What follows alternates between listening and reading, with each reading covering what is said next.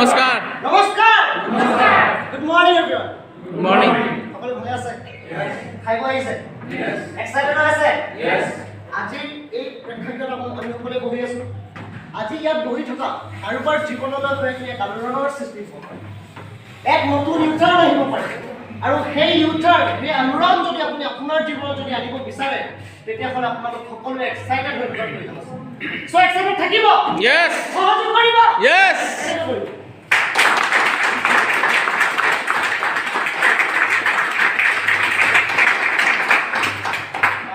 নাম বিশাল দেৱ ঘৰ বৰপথাৰ বয়স মাত্ৰ 18 বছৰ আৰু 18 বছৰ বয়সতে দেউতাৰ কৰ্মৰ পৰা ইনস্পায়াৰ হৈ ডাইৰেক্ট চেলিংটো এটা প্ৰফেশ্যন হিচাপে বাছি লৈছোঁ আজি এক ঠাইত বহি থকা সমূহ ডাইনামিক লিডাৰ্ছ আৰু মোৰ গুৰু গৌতম ছাৰ আৰু অঞ্জন ছাৰক মই মোৰ প্ৰণাম আৰু শ্ৰদ্ধা নিবেদিছোঁ ইয়াত বহি থকা প্ৰত্যেকজন জ্যেষ্ঠ আৰু সন্মানীয় ব্যক্তিসকললৈ মই মোৰ অভিনন্দন জ্ঞাপন কৰিছোঁ আৰু নতুনকৈ গেষ্টসকললৈ মোৰ স্বাগতম জনাইছোঁ আৰু আজিৰ এংকৰ গৌতম ছাৰক মোক এই প্ৰেজেণ্টেশ্যনটো দেখুৱাবৰ সুযোগ দিয়াৰ বাবে মই কৃতজ্ঞতা জ্ঞাপন কৰিছোঁ আপোনালোক সকলোৱে সহযোগ কৰিব ইয়েছ প্ৰেজেণ্টেশ্যনটো চাব বিচাৰে ইয়েছ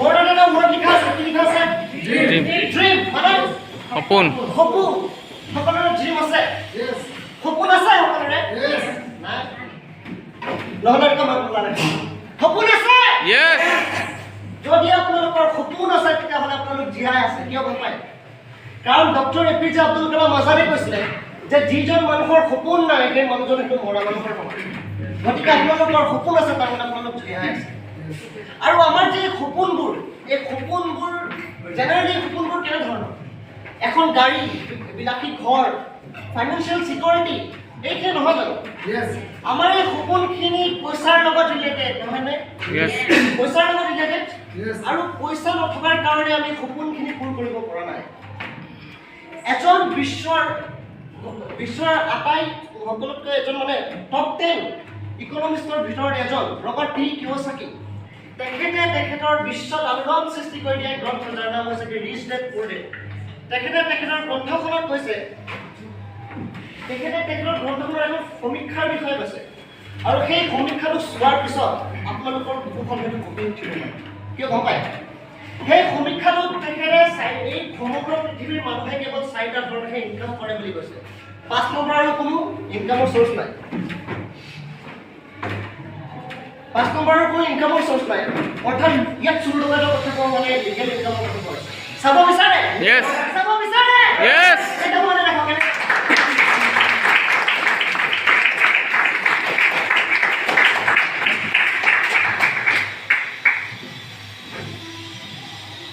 সমীক্ষাটোত তেখেতে কৈছে যে সমগ্ৰ পৃথিৱীৰ মানুহে কেৱল 4টা ধৰণে ইনকাম কৰে ESBI ই মানে হ'ল ইয়াত এমপ্লয় মানে সেইসকল লোক যিসকল লোকে কাৰোবাৰ দোকানত বা কাৰোবাৰ আণ্ডাৰত থাকি কাম কৰে চৰকাৰী হওক বা বেচৰকাৰী অৰ্থাৎ চাকৰি কৰে সেইসকল লোকক কোৱা হৈছে এমপ্লয় এছ মানে হৈছে চেল্ফ এমপ্লয় সেইসকল লোক যিসকল লোকে নিজে নিজৰ কৰ্মসংস্থাপন দিয়ে যেনে কেৱল ঠেলাৱালা পাণ ঘুমটিৱালা এজন ৰিক্সাৱালা সেইসকল হৈছে চেল্ফ এমপ্লয় বি মানে হ'ল বিজনেছমেন আমি সাধাৰণতে বিজনেছমেন বুলি ক'লে কাষৰ দোকানৰ যে মালিকজন তেখেতকে বিজনেছমেন বুলি কয় হয়নে কিন্তু তেখেতসকল বিজনেছমেন নহয় তেখেতে কৈছে যে তেখেতসকল চেল্ফ এমপ্লয় বিজনেছমেন সেইসকল লোক যিসকল লোকে লাখ হাজাৰ মানুহক কৰ্মসংস্থাপন দিয়ে টিম বনাই কাম কৰে অৰ্থাৎ এখন এম্পায়াৰৰ মালিক তেখেতসকল হৈছে বিজনেছমেন যেনে টাটা বিৰলা আদানী আম্বানী পতঞ্জলিৰ মালিক ৰকেট সেইসকল হৈছে বিজনেছমেন আই মানে হ'ল ইনভেষ্টাৰ্ছ সেইসকল লোক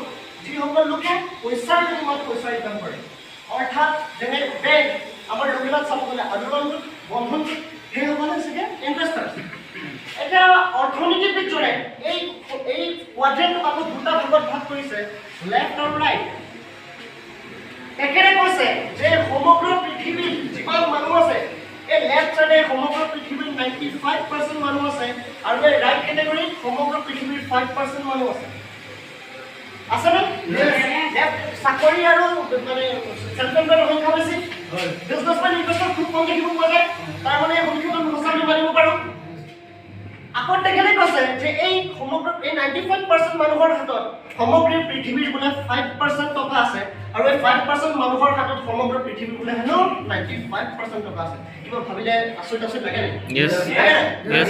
কম মানুহৰ হাতত বেছি টকা আৰু বেছি মানুহৰ হাতত কম টকা কি জানে জানিব বিচাৰে Yes. কেনেকৈ মই জানো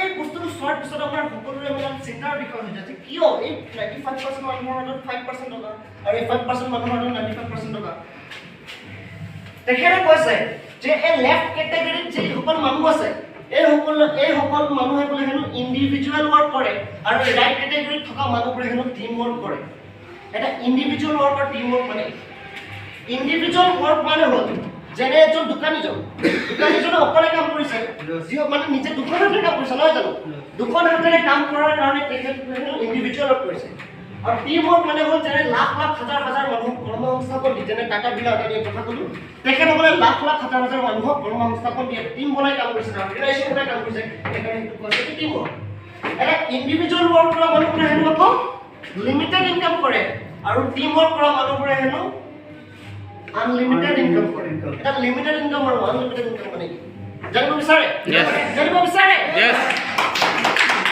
লিমিটেড ইনকাম যেনে ধৰি লওক এজন ব্যক্তিয়ে ইণ্ডিভিজুৱেল ৱৰ্ক কৰিছে মানে অকলে কাম কৰিছে ভগৱানে এটা মানুহক এদিনত কেই ঘণ্টা সময় দিয়ে 24 ঘণ্টা স্যাৰ কেই ঘণ্টা সময় দিয়ে কাৰোবাক এক্সিডেণ্ট বেছি দিছে নেকি নাই চবৰে হাতত 24 ঘণ্টা হৈছে নহয় জানো আৰু এজন মানুহে 24 ঘণ্টাৰ ভিতৰত দিনটোত কেই ঘণ্টা কাম কৰে 8 বা 10 ঘণ্টা এটা মানুহে দিনটোত 24 ঘণ্টা সময় পায় তাৰে 8 পৰা 10 ঘণ্টা তেখেতে কাম কৰে আৰু 8 পৰা 10 ঘণ্টা লিমিটেড সময় না আনলিমিটেড হ'ব লিমিটেড সময় না আনলিমিটেড হ'ব ইমান মানুহ বহি আছে মাত্ৰ লিমিটেড সময় না আনলিমিটেড হ'ব লিমিটেড সময় 8 পৰা 10 ঘণ্টা সময় লিমিটেড সময় আৰু লিমিটেড সময় কাম কৰাৰ কাৰণে এখনো তেখেতৰ ইনকাম আছে লিমিটেড এটা আনলিমিটেড ইনকাম কি ধৰি লওক এজন মানুহ এজন কোম্পানীৰ মালিকজনৰ তলত 10,000 মানুহে কাম কৰি আছে 10,000 মানুহে কাম কৰি আছে এই 10,000 মানুহে দিনটোত 8 পৰা 10 ঘণ্টা যদি কাম কৰে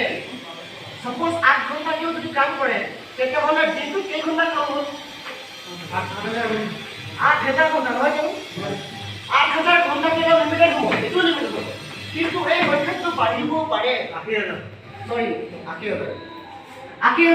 এটা যদি সংখ্যাটো যদি বাঢ়ি যায় সময়টো বাঢ়ি যাব তাৰ কিবা লিমিট আছে জানো নাই সময়টো মানুহ যেতিয়া সময় আনলিমিটেড তাৰ ইনকাম কিউ আনলিমিটেড সেইটো হৈছে লিমিটেড ইনকাম আৰু আনলিমিটেড এটা তেখেতসকলে কৈছে যে লিমিটেড ইনকাম কৰা মানুহবোৰে হেনো এক্টিভ ইনকাম কৰে আৰু আনলিমিটেড ইনকাম কৰা মানুহবোৰে হেনো পেছিভ ইনকাম কৰে এটা এক্টিভ ইনকাম আৰু পেছিভ ইনকাম মানে যেনে এজন দোকানীজনে যিমান সময়লৈকে দোকানখন খোলা ৰাখিব সিমান সময়লৈকে ইনকাম আহিব দোকান বন্ধ মানে ইনকাম বন্ধ নহয় জানো আৰু তেখেতে মানে এই কেটেগৰীত থকা মানুহবোৰে তেখেতৰ ব্যৱসায় বা তেখেতৰ চাকৰিটো কৰ্মত সক্ৰিয় হৈ থাকিব লাগিব আৰু সক্ৰিয় হৈ থাকিলে তেখেতৰ ঘৰত ইনকাম আহিব কিন্তু এতিয়া এই বিজনেছমেনজন তেখেতৰ তলত 10,000 মানুহে কাম কৰি আছে এই মানুহজন ধৰি লওক মৰি গ'ল বা ক'ৰবালৈ গুচিও গ'ল এই 10,000 মানুহে কাম কৰিলে বন্ধ কৰি দিব নেকি নকৰে কিয় নকৰে কাৰণ এই 10,000 মানুহে নিজৰ এই মানুহজনক মালিকজনক কোটিপতি বনাবলৈ কাম কৰা নাই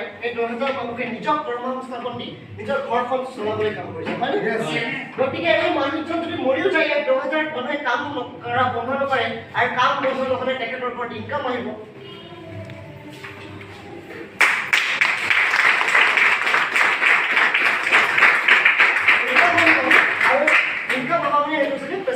ঠিক আছে এতিয়া আমি যদি আমাক আনলিমিটেড ইনকাম লাগে নে লিমিটেড ইনকাম লাগে আনলিমিটেড ইনকাম লাগে নে লিমিটেড ইনকাম লাগে অ্যাক্টিভ ইনকাম লাগে নে প্যাসিভ ইনকাম লাগে আনলিমিটেড ইনকাম আৰু প্যাসিভ ইনকাম কৰিবলৈ আমি লেকচাৰ দিব লাগিব নহয় জানো লেকচাৰ দিব লাগিব ৰাইট গতিকে আমি এমপ্লয়াৰ সেগমেন্টত আমি হলে আমি আনলিমিটেড আৰু প্যাসিভ ইনকাম কৰিব নোৱাৰো তেতিয়াহ'লে আমি কি হ'ব লাগিব ইনভেষ্টৰ হ'ব লাগিব ইনভেষ্টৰ হ'বলৈ মানে কোটি কোটি টকাৰ লাখ লাখ টকাৰ প্ৰয়োজন আছে আমাৰ ওচৰত আছে জানো নাই কাৰণটো ইয়াত আছে নহয় জানো গতিকে লাখ লাখ কোটি কোটি টকাৰ নাই কাৰণে আমি ইনভেষ্টৰ হ'ব নোৱাৰো তেতিয়াহ'লে আমি কি হ'ব লাগিব আমি বিজনেছমেন হ'ব লাগিব এটা বিজনেছ কৰিব হ'লে কেইটামান ক্ৰাইটেৰিয়া আছে জানিব বিচাৰে কেনেকৈ জানিব আপোনালোকে জানিব বিচাৰে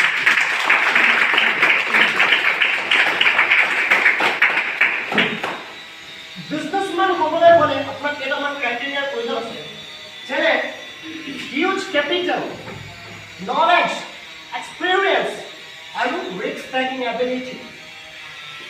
Huge capital মানে capital আপোনাৰ huge হ'ব লাগিব, knowledge, experience থাকিব লাগিব, risk taking ability থাকিব লাগিব। এতিয়া ধৰি লওক huge capital, knowledge আৰু experience, huge capital মই বেংকৰ পৰা বা এজন কোনোবাই মিলি লোন লৈ আহিলোঁ, knowledge, experience কাৰোবাক চাকৰি দিও লৈ আহিলোঁ, কিন্তু আটাইতকৈ প্ৰয়োজনীয় risk taking ability। যদি আপোনাৰ ব্যৱসায়টো যদি কেনেবা যদি ফেল হৈ যায় তেতিয়াহ'লে আকৌ পুনৰ সেই একেটা এবাৰ বিল কৰিবলৈ ৰিস্ক ল'ব পৰা ক্ষমতা আমাৰ আছে জানো? আছে জানো? গতিকে আমি এতিয়া আপুনি বিশ্বস্ত হ'ব নোৱাৰো, হয়নে? হ'ব নোৱাৰো। দুখ লাগিব, দুখ লাগিছে নি? লাগিছে? প্ৰয়োজন নাই, কিয় গম পায়? আমি বহুত লাকি যে আমি ইনফৰমেশ্যন টেকনলজিত জন্ম হৈছো, হয়নে? আজিৰ যুগটো কিহৰ যুগ? ইনফৰমেশ্যন টেকনলজি, ইনফৰমেশ্যন টেকনলজিৰ যুগ, টেকনলজিৰ যুগ। গতিকে আমি বহুত লাকি যে ভগৱানক আমি কোটি কোটিবাৰ প্ৰণাম জনাওঁ হয় যে মোক আজিৰ সময়ত জন্ম দিছে, কাৰণ আজি ইনফৰমেশ্যন টেকনলজিৰ যুগ আৰু আজিৰ যুগত এই চাৰিটা বৈশিষ্ট্য নথকাৰ পিছত আমি বিগ বিজনেছমেন হ'ব পাৰোঁ। আৰু কেনেকৈ হ'ব পাৰোঁ কৈছোঁ নেকি? এটা ইণ্ডাষ্ট্ৰী আছে বিশ্বৰ ভিতৰত, এনেকুৱা এটা চিষ্টেমৰ জন্ম দিছে যাৰ জৰিয়তে আমি এই চাৰিটা বৈশিষ্ট্য নথকাৰ পিছতো আমি বিগ বিজনেছমেন হ'ব পাৰোঁ, আৰু সেইটো বিজনেছৰ নামে হৈছে কৈছোঁ নেকি? এনেকৈ হ'ব।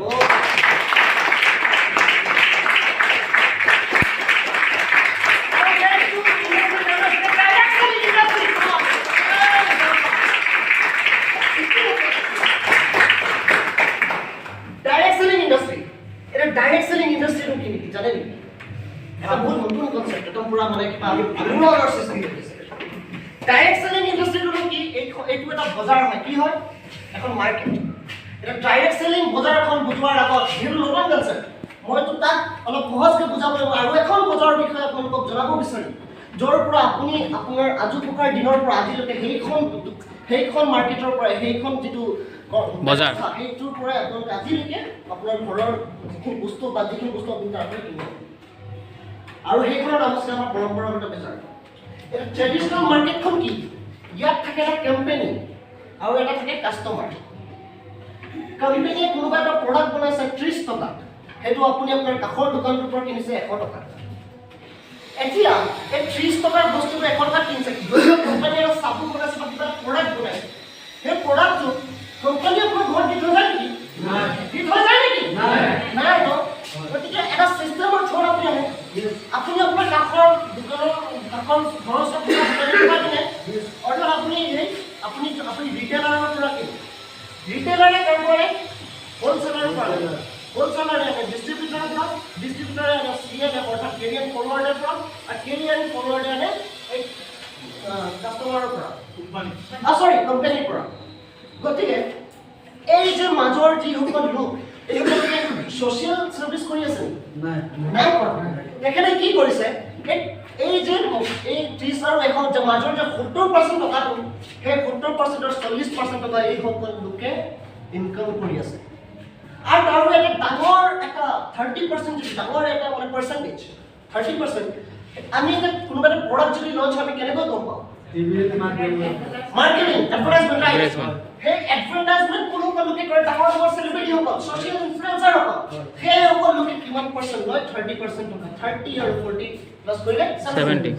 গতিকে 70% টকা আমি এই ট্ৰেডিশ্যনেল মাৰ্কেটৰ পৰা বজাৰ কৰাৰ কাৰণে এটা চিষ্টেমক দি দিছোঁ। অৰ্থাৎ আপুনি চিন্তা কৰি দেখক, ভাবিলে ভয় লগা বস্তু, আপুনি যদি আপোনাৰ জীৱনকালত 1 কোটি টকা যদি উপাৰ্জন কৰিছে, তাৰে 70 লাখ টকা আপুনি এটা চিষ্টেমক দি দিবলৈ বিচাৰিছে, নহয় জানো?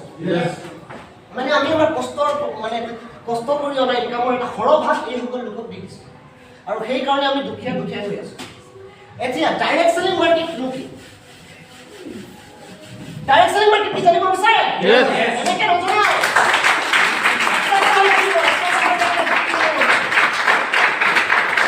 ডাইৰেক্ট সেলিং মাৰ্কেটত এটা থাকে কোম্পানী, এটা থাকে কাষ্টমাৰ।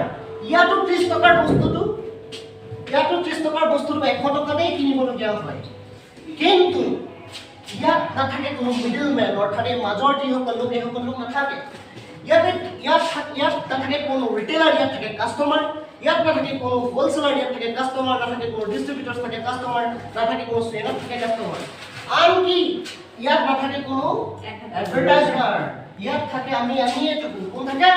কাষ্টমাৰ। সেইসকলকে মাউথ পাব্লিচিটি কৰে।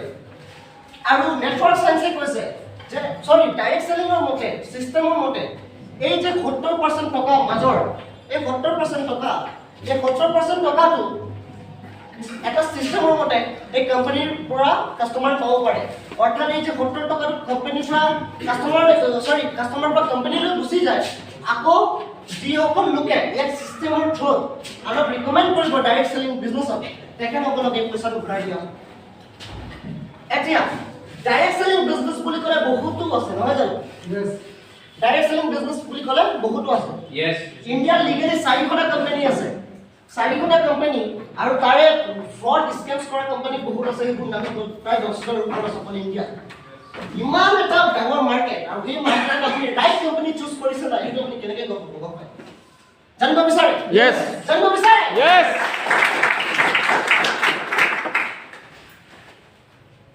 আপুনি এটা ডাইৰেক্ট চেলিং বিজনেছ চুজ কৰিবলৈ হ'লে, কোম্পানী এটা চুজ কৰিবলৈ হ'লে আপুনি কেইটামান বৈশিষ্ট্যতা চাই লোৱাৰ প্ৰয়োজন আছে। প্ৰথমটো হৈছে যে মেনেজমেণ্ট।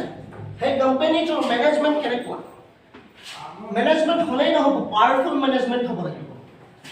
প্ৰডাক্টছ কেনেকুৱা? প্ৰডাক্টছ হ'লেই নহ'ব, কোৱালিটি থাকিব লাগিব প্ৰডাক্টছৰ, ৰেট থাকিব লাগিব, ৰেঞ্জ থাকিব লাগিব।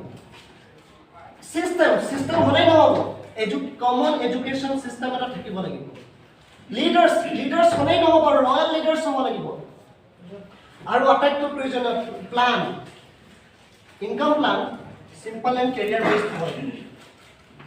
এতিয়া এই 4টা বৈশিষ্ট্য নেটৱৰ্ক চায়েন্সে কৈছে যে এই 4টা বৈশিষ্ট্য যিটো কোম্পানীৰ আছে সেইটো আমি চকু মুজি আমি আৰু এই সকলোখিনি বৈশিষ্ট্য থকা ইণ্ডিয়াৰ একমাত্ৰ কোম্পানী। গুগলত সাৰ্চ কৰিলে ৱৰ্ল্ড ৰেংকিঙত নম্বৰ 2 আৰু ইণ্ডিয়াৰ ভিতৰত 8টা বছৰ নম্বৰ 1 পজিশ্যনত আছে, আৰু সেইখনৰ নাম হৈছে MLS মাৰ্কেটিং।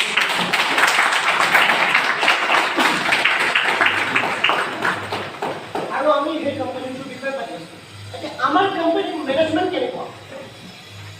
আজি 7টা বছৰত ডাইৰেক্ট চেলিং ইণ্ডাষ্ট্ৰীত টপ 10ৰ ভিতৰত নম্বৰ 1 আছে ইণ্ডিয়াৰ ভিতৰত, ৱৰ্ল্ড ৰেংকিঙত নম্বৰ 2 আছে, আৰু ট্ৰেডিশ্যনেল মাৰ্কেটত প্ৰায় 70 বছৰৰ ওপৰত তেখেতসকলে ব্যৱসায় কৰি আছে মহাবীৰ ইণ্ডিয়াৰ নামেৰে। আপোনালোকে হয়তো কোনোবাই শুনিছে। গতিকে তেনেকুৱা পুঁজিপতি গোষ্ঠী, গতিকে আমি তাৰ পৰা অনুভৱ কৰিব পাৰোঁ যে সেইটো মেনেজমেণ্ট পাৱাৰফুল, ৰাইট? আমাৰ মেনেজমেণ্ট পাৱাৰফুল। আমাৰ প্ৰডাক্টছ কোৱালিটি প্ৰডাক্টছ, অৰ্থাৎ ভাৰত চৰকাৰৰ স্বাস্থ্য মন্ত্ৰালয়ৰ যি আয়ুষে কেৱল 2টা চাৰ্টিফিকেট দিয়ে, প্ৰিমিয়াম চাৰ্টিফিকেট আৰু ষ্টেণ্ডাৰ্ড চাৰ্টিফিকেট। আৰু ইণ্ডিয়াৰ একমাত্ৰ কোম্পানী যাৰ প্ৰডাক্টছত আয়ুষে প্ৰিমিয়াম চাৰ্টিফাইড দিছে, আৰু আয়ুষৰ মিনিষ্টাৰ বৰ্তমান আমাৰ অসমৰে সৰ্বানন্দ সোণোৱাল ছাৰ। তাৰ পৰা চাৰ্টিফাইড আয়ুষ প্ৰিমিয়াম চাৰ্টিফাইড থকা প্ৰডাক্ট। 2019 আমাৰ ইলিমেণ্টছ ব্ৰেণ্ডটোৱে বেষ্ট হেল্থ কেয়াৰ এৱাৰ্ডছ পাইছে। গতিকে আমাৰ প্ৰডাক্টছৰ কোৱালিটি আছে। ৰেট কেনেকুৱা? ৰেট 15ৰ পৰা 20 টকাৰ পৰা 15,000 টকালৈ প্ৰায় সকলো মানুহে ক্ৰয় কৰিব পৰা ধৰণৰ আমাৰ ওচৰত ৰেট, সকলো ৰেটৰ প্ৰডাক্টছ আছে। Range good morning to good night, ৰাতিপুৱাৰ পৰা ৰাতিলৈকে ব্যৱহাৰ কৰিব পৰা প্ৰায় সকলো ধৰণৰ প্ৰডাক্টছ আমাৰ লগত আছে। গতিকে আমাৰ ৰেঞ্জ আছে। চিষ্টেম, যিহেতু নেটৱৰ্ক মাৰ্কেটিং এটা নতুন কনচেপ্ট, নহয় জানো? নেটৱৰ্ক মাৰ্কেটিং এটা নতুন কনচেপ্ট, আৰু সেই কনচেপ্টটো আমাক আৰু শিক্ষিত কৰি তুলিবৰ কাৰণে আমাৰ এটা কমন এডুকেশ্যন চিষ্টেম আছে। আৰু ইণ্ডিয়াৰ একমাত্ৰ কোম্পানী যাৰ নিজা কমন এডুকেশ্যন চিষ্টেম আছে, সেইটোৰ নাম হৈছে হাৰ্ভেষ্ট ছাকচেছ একাডেমি। অক্সফৰ্ড আৰু হাৰ্ভাৰ্ড ইউনিভাৰ্চিটি। গতিকে আমাৰ এটা এডুকেশ্যন চিষ্টেম। লিডাৰ্ছ আমাৰ প্ৰডাক্টছকো ইয়াত ৰয়েল লিডাৰ্ছ বুলি কোৱা হয়। কিন্তু তাৰ উপৰিও এতিয়া আহিব আজি, আৰু তেখেত এজন ব্যক্তি, এখেতৰ এজন মহান ব্যক্তি, এখেতো আমাৰ লিডাৰ্ছ। আমাৰ ৰয়েল লিডাৰ্ছৰ বিষয়ে ক'লে মানে বহুত দীঘল হ'ব, আজি আহিব বুলি নিজে চাব পাৰিম। এতিয়া ইনকাম প্লেন, আমাৰ ইনকাম প্লেন কেনেকুৱা? আমাৰ income plan simple and career based. এতিয়া ইনকাম প্লেনত কি আছে? আমাৰ ইনকাম প্লেন চিম্পল আৰু কেৰিয়াৰ বেছড। প্ৰায় 7টা ধৰণৰ 10টা-12টা ধৰণৰ ইনকাম আমি ইয়াত কৰিব পাৰোঁ, যেনে sales, turnover bonus, weekly pay out, monthly pay out, loyalty bonus, star loyalty bonus, গোটেইখিনি আছে, বহুত আছে। এইখিনি আপুনি জানিব লাগিছে তেখেতৰ পৰা। এতিয়া গোটেইখিনি ভালকে আপুনি কি কৰিব লাগে, হয়? কনচেপ্টটো বুজিলে আপুনি কি কৰিব লাগে? আপুনি ইয়াত যদি যুক্ত হ'ব বিচাৰে, তেতিয়াহ'লে আপোনাৰ 2টা ডকুমেণ্টৰ প্ৰয়োজন আছে, পেন কাৰ্ড আৰু বেংক পাছবুক। ধৰি লওক এজন আপুনি পেন কাৰ্ড আৰু বেংক পাছবুকটো দি দিলে আপুনি ইয়াত যুক্ত হ'ব পাৰে আৰু তাৰ পিছত আপোনাৰ মোবাইলত এটা 10 ডিজিটৰ ইউজাৰ আইডি আৰু এটা পাছৱৰ্ড যাব সেই ইউজাৰ আইডি আৰু পাছৱৰ্ডটো জৰিয়তে আপুনি ইয়াতে ডিষ্ট্ৰিবিউটৰশ্বিপ ল'লে তাৰ পিছতে ধৰি সাপোজ আপুনি মিনিমাম 5000 रुपीसৰ এটা 5000 रुपीसৰ প্ৰডাক্ট পাৰচেজ কৰিলে কাৰণ কোম্পানীৰ সিস্টেমে কৈছে যে আপুনি ইয়াত যুক্ত হোৱাৰ পিছত তিনিটা কামেই কৰিব লাগে purchase the product use the product and recommend the product অৰ্থাৎ আপুনি প্ৰডাক্ট ব্যৱহাৰ কৰক প্ৰডাক্ট দুই এটা লৈ চাওক কেনেকুৱা বস্তু তাৰ পিছত আপুনি ইউজ কৰক তাৰ পিছতহে আপুনি ৰিকমেণ্ড কৰক কাৰণ নিজে ইউজ কৰি ভাল লগা বস্তু ল'ব দিব নালাগে নহয় জানো গতিকে আপুনি প্ৰডাক্ট ইউজ কৰক তাৰ পিছত ৰিকমেণ্ড কৰক ধৰি লওক আপুনি 5000 रुपीसৰ প্ৰডাক্ট পাৰচেজ কৰিলে তাৰ পিছত আপোনাৰ আইডিটো গ্ৰীণ হৈ যাব গ্ৰীণ হৈ যোৱাৰ পিছত আপুনি আপোনাৰ খুব ভাল লগা মৰমৰ দুজন ব্যক্তিক এইফালে এজন অৰ্গেনাইজেশ্যন 1 আৰু 2 এইফালে আপুনি দুজন ব্যক্তিক যুক্ত কৰালে ৰিকমেণ্ড কৰিলে অৰ্থাৎ ৰিকমেণ্ড কৰাৰ পিছত তেখেতসকল যুক্ত হ'ল আৰু তেখেতসকলে সাপোজ 5000 আৰু 5000 ৰ প্ৰডাক্ট তেখেতসকলেও পাৰচেজ কৰিলে আৰু পাৰচেজ কৰাৰ পিছত কোম্পানী আৰু বাইনাৰী চিষ্টেমত 1:1 অৰ্থাৎ দুটা সাইডত এটা সাইড ধৰিব আৰু এই 5000 এটা সাইড ধৰি 5000 আৰু 9% 450 रुपीस আপোনাৰ বেংক একাউণ্টত ট্ৰান্সফাৰ ক্ৰেডিট হৈ যাব এই 450 रुपीस আপোনাৰ বেংক একাউণ্টত ক্ৰেডিট হৈ যাব আৰু সাপোজ এনেকৈ বিজনেছটো গৈ যিদিনা আপোনাৰ এইটো সাইডে 3,35,000 আৰু এইটো সাইডে 3,35,000 এই পেয়াৰটো মেচিং হ'ব সেইদিনা আপুনি কোম্পানীৰ এটা প্ৰথমটো ৰেংক যিটো কোৱা হয় টিচি আমাৰ সকলো আটাইতকৈ ইম্পৰ্টেণ্ট হয় প্ৰায়ৰিটাইজ দিয়াৰ টিচি আমাৰ ইয়াত কিন্তু নতুন টিচি আছে আপোনালোকে চাব পাৰিব আটাইতকৈ প্ৰয়োজনীয় টিচি সেই ৰেংকটো আপুনি পাব এই ৰেংকটো পোৱাৰ পিছত আপুনি বাই পোষ্টেল এটা নলেজ চাৰ্টিফিকেট আৰু এটা 3 লাখ টকাৰ এক্সিডেণ্টেল ইঞ্চুৰেঞ্চ আপোনাৰ ঘৰলৈ বাই পোষ্টেল কোম্পানীয়ে পঠাব এইটো হবে টিসি তাৰ পিছত এনেকৈ গৈ আপুনি আৰু এইখিনি বহুত আছে আমি ইমান এক্সপ্লেইন নকৰোঁ এনেকৈ গৈ এটা ৰেংক আছে ডিটিসি য'ৰ পৰা আপোনাৰ চেলাৰী ষ্টাৰ্ট হ'ব মান্থলি 5000 रुपीस এনেকৈ গৈ এটা আমাৰ আৰু এইখিনি বহুত আছে মই মানে এটা এক্সপ্লেইন নকৰোঁ তাৰে একদম আমাৰ সকলোৰে যিটো ড্ৰিম ৰেংক যিটো কোৱা হৈছে এনটিসি আমি ইয়াত আপডেট কৰি সকলো লিডাৰশ্বিপ এই এনটিসি ৰেংকটোলে সকলোৰে হ'ব আমি প্ৰথম দিন ইয়াত যুক্ত হোৱাৰ পিছত এই ৰেংকটোৰ সপোন দেখিয়ে আহিছিল আৰু ইয়াৰ পৰা আপোনাৰ ইনকাম ষ্টাৰ্ট হ'ব মান্থলি 2 লাখ উইকলি 2 লাখ 10,000